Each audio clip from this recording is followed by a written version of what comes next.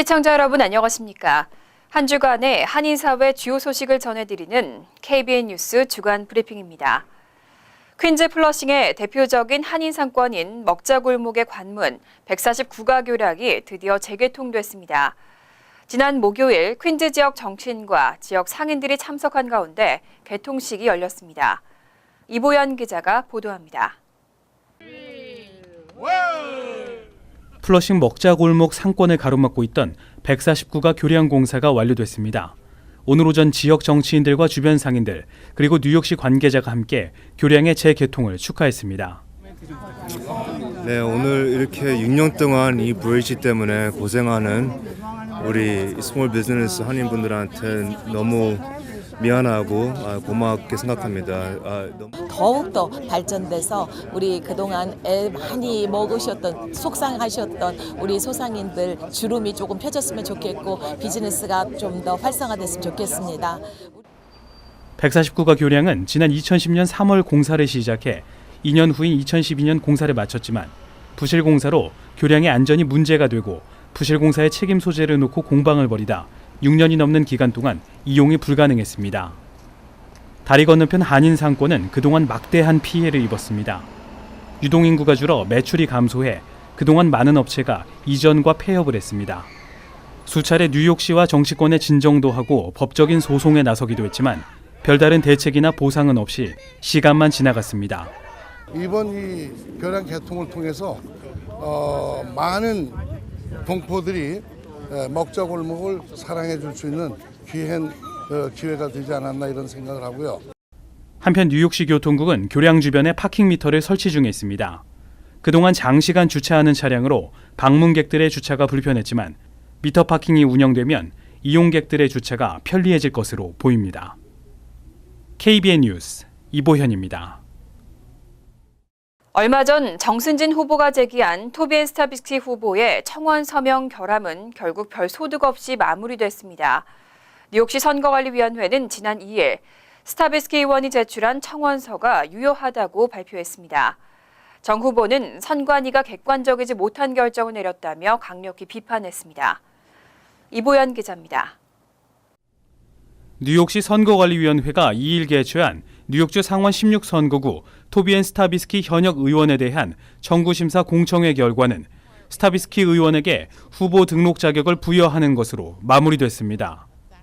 이는 퀸즈 선관위의 바바라 콘나치오 수석 서기관이 제출한 조사 보고서를 인준한 것으로 토비 스타비스키 의원이 제출한 3,519개의 유권자 서명 중 2,223개가 효력이 없는 것으로 판명됐지만 나머지 1,296개의 효력이 인정됨에 따라 후보 등록에 필요한 1,000개가 넘는 유효 서명이 받아들여진 결과입니다.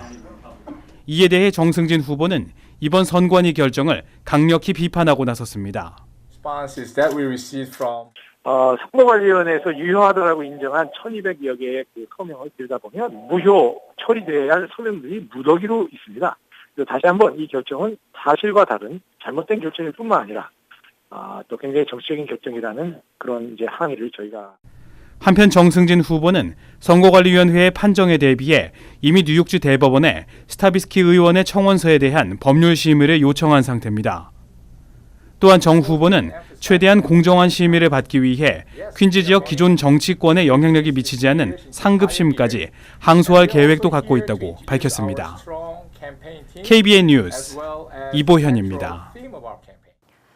플로리다주에서 미국 내 모기로 지카 바이러스에 감염된 사례가 늘고 있습니다. 뉴욕 주정부도 지카 바이러스 확산을 막기 위해 대대적인 방역 작업을 실시한다고 밝혔습니다. 앤드류 쿠오모 주지사는 2일 모기 유충 서식지로 지목되고 있는 뉴욕시 전철 선로 사이 웅덩이에 살충제를 살포하고 배수 시설을 개선시켜 부활을 막는 대대적인 지카 방역 작업을 전개한다고 밝혔습니다. 지난달 29일 플로리다주 보건국이 국내에서 모기에 의해 감염된 첫 지카 감염 확진 사례를 발표하면서 뉴욕시 역시 예방 조치에 나섰습니다. MTA와 주 보건국은 뉴욕시 전철 시스템 가운데 36개 지역을 선별하고 집중적으로 방역 작업을 펼칠 계획입니다.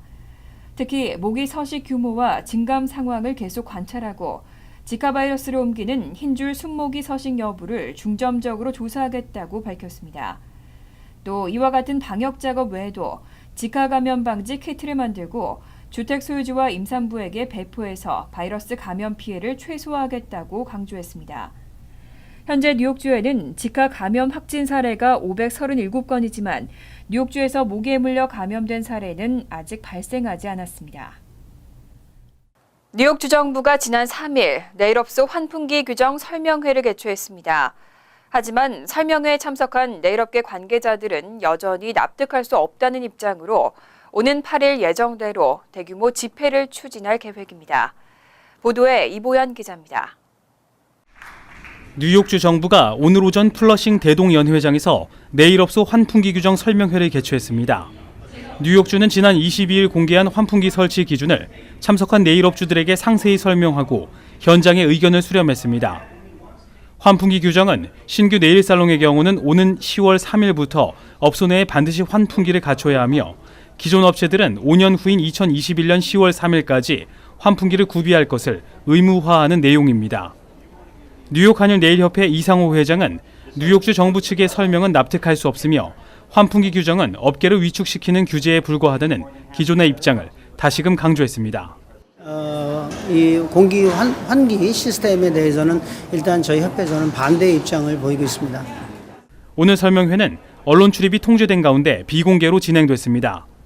비공개로 진행하는 이유로 오늘 설명회는 업주나 업계 관계자들과의 소통이 목적이기 때문에 통제했다는 다소 어이없는 답변을 내놓았습니다. Where we could speak to the business owners, speak to the Korean Nail Salon Association. 뉴욕주는 이번 환풍기 규정에 대한 의견 수렴을 오는 10일로 마칠 예정이며 뉴욕 한일 네일협회와 중국계 업주들은 8월 8일 월요일 대규모 집회를 계획하고 있습니다. KBN 뉴스 이보현입니다.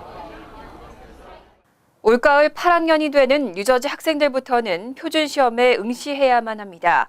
또 합격점을 받아야만 졸업이 가능하게 됐습니다. 일부 학부모와 학생들이 거세게 반발하고 있습니다. 뉴저지주 교육국이 3일 오는 2021년부터는 고교생들이 새 표준 시험에 합격해야만 졸업을 할 수 있도록 하는 내용의 졸업 규정 개정안을 표결에 붙여 가결시키고 최종 확정했습니다. 올 가을 학기 8학년에 올라가는 학생들부터는 반드시 새 표준 시험에 응시하고 수학과 영어 과목에서 모두 합격 기준인 3등급 이상의 성적을 받아야만 졸업이 가능합니다. 합격 기준에 도달하지 못하는 학생들은 재시험을 치르고 합격점을 받아야 졸업할 수 있습니다. 현재 뉴저지 고교생들은 표준 시험에 응시만 하면 합격 여부와 상관없이 졸업이 가능하고 응시하지 않더라도 졸업시험을 SAT나 ACT 점수로 대체할 수 있었습니다. 주 교육국의 이번 결정이 내려지자 학생과 학부모들은 거세게 반발하고 있습니다. 학부모 단체인 Save Our School 뉴저지는 성명을 발표하고 교육국의 이번 결정은 오히려 학생들이 학교를 졸업하기 어렵게 만드는 것이라며 앞으로 60% 정도의 학생들은 학교를 졸업할 수 없게 될 것이라고 우려를 표명했습니다.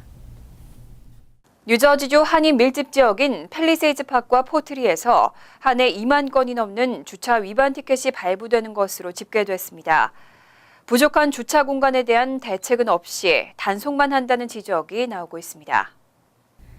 중앙일보가 뉴저지 타운법원 통계를 분석한 결과 지난해 7월부터 올해 6월까지 1년간 팰리세이즈 파크에서는 총 2만 739건의 주차 위반 티켓이 발부된 것으로 확인됐습니다.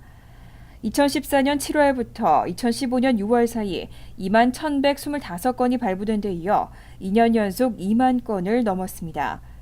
특히 팰리세이즈 파크에서는 지난해 가을 타운의 주차 미터기를 디지털 방식의 신형으로 전면 교체하는 작업이 진행되면서 한 달 넘게 주차 단속이 이루어지지 않았습니다. 이를 감안하면 전년에 비해 티켓 발부가 더 늘어난 셈입니다. 주차 미터기가 작동하지 않는 일요일과 공휴일 등을 제외하면 하루 평균 69건의 티켓이 발부된 것으로 집계됐습니다. 또 포트리는 지난해 7월부터 올해 6월까지 1년간 2만 5,289건이 발부돼 전년 대비 3% 늘었습니다. 일요일과 공휴일 등을 제외하면 하루 평균 79장의 위반 티켓이 발부됐습니다. 버겐 카운티 내에서는 해켄색이 3만 5,037건으로 가장 많았고 이어 포트리와 펠팍이 뒤를 이었습니다. 이들 세 곳의 타운만 연간 2만 건이 넘는 티켓이 발부된 것으로 나타났습니다. 외국인 사업가의 미국 내 창업이 한층 수월해질 것으로 보입니다. 외국인들에게도 스폰서 없는 영주권 신청을 허용하는 프로그램이 추진되고 있습니다. 이민서비스국은 1일 백악관 예산관리국에 사업가를 위한 체류 혜택 프로그램의 최종 승인을 요청했습니다. 이 프로그램이 시행되면 외국인 창업가들에게도 스폰서 없는 영주권 신청이 허용됩니다.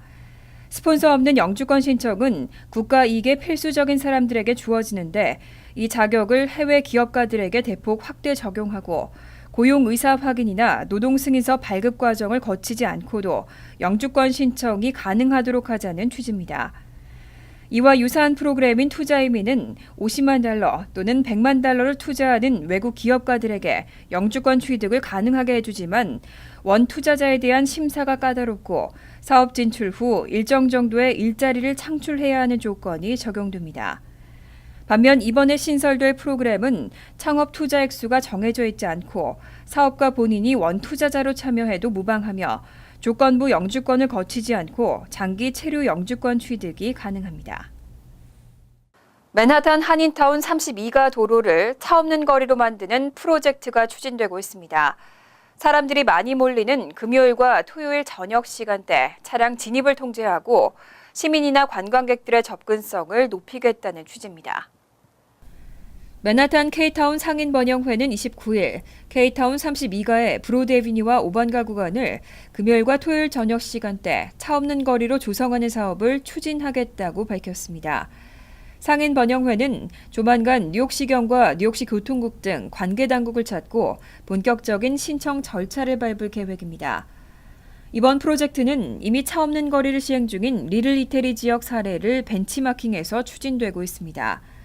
매 주말마다 북적이는 인파와 차량으로 몸살을 겪는 K타운의 열악한 교통환경 문제를 어필할 경우 시 당국의 승인 가능성이 높을 것으로 판단하고 있습니다. 번영회 측은 K타운 32가에 차 없는 거리가 조성될 경우 교통 혼잡이 크게 해소되고 K타운을 방문하려는 시민이나 관광객들의 접근성도 대폭 향상될 것이라고 분석하고 있습니다. 또 32가 도로변에 쌓이는 음식물 쓰레기 문제도 차 없는 거리가 만들어지면 더 이상 쓰레기를 쌓아둘 수 없는 만큼 이미지 개선 효과도 기대됩니다. 사상 최초로 남미 대륙에서 열리는 올림픽이 어제 개막했습니다. 한국은 이번 올림픽에서 금메달 10개로 종합 10위를 목표로 걸었습니다. 지난 목요일에는 남자 축구 피지와의 경기에서 무려 8대0의 대승을 거두며 산뜻한 스타트를 끊었는데요. 한인 사회에 다시 한번 올림픽의 열기가 달아오를지 기대됩니다. KBN 뉴스 주간 브리핑 여기서 마칩니다. 시청해주신 여러분 고맙습니다.